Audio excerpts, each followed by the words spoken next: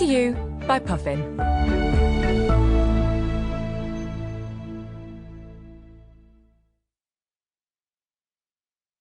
A Really Short History of Words, written by Bill Bryson and adapted by Emma Young, read by Joe Jameson.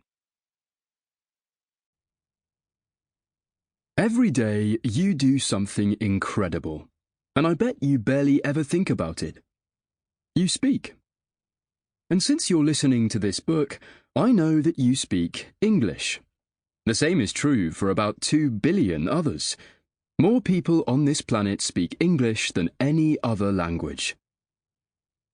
For most of these people, and maybe for you too, English is not their first language. They started out speaking something else, and picked up English later on, perhaps at school, in a class, or through an app. Why do so many people want to learn English? Because it's the main language that people from different places around the world use to communicate with each other. All kinds of organizations and businesses have bases in more than one country and use English as their everyday language. In many ways, then, English isn't just your language, it's the world's language. Since English is so popular, it's no wonder that other languages have borrowed from it. Italians program their computers with il software. French people look forward to le weekend. And people from Japan pack up food and drink to take to a lovely spot for a picnic. English is not only a global language, but a rich and fascinating one, full of history. Every time you speak, you don't just communicate your thoughts to another person. Take the question, "Can I have some chocolate cake with ice cream, please?" It will, if you're very lucky, result in a bowl of chocolate cake and ice cream. But those words, in that order, are also a bit like a code.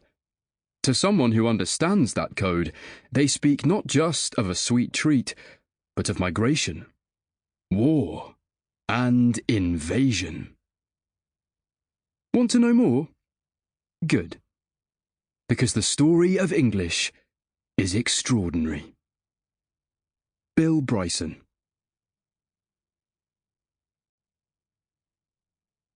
The Story of the English Language. Part 1. From First Words to Shakespeare. Why is English the world's language? There are a few reasons, and some are to do with history. The British Empire. The British Empire, which sought to make money for Britain and to gain British control of foreign places, began under Queen Elizabeth I in 1585 with a single colony in North America. A colony is a region occupied and controlled by a foreign nation or power. By 1913, the British Empire, the parts of the world occupied and controlled by Britain, covered about a quarter of the planet. This included large parts of North America, Asia, including India, Australia and New Zealand, as well as parts of Africa and small areas of South America. As it expanded, the empire used the English language as a tool to spread British culture. This often meant oppressing indigenous cultures and languages. Indigenous means the first inhabitants of an area and their descendants, by replacing them with the English language and culture. As a result, the more the British Empire grew, the further the English language spread. The Rise of the United States.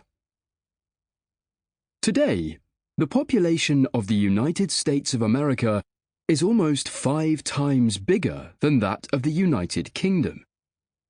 The United States is home to more English speakers, there are more than 300 million of them, than any other country. Technically, they are American English speakers. As the United States became more dominant on the world stage, so did English. The United States has gone on to spread. Sample complete. Ready to continue?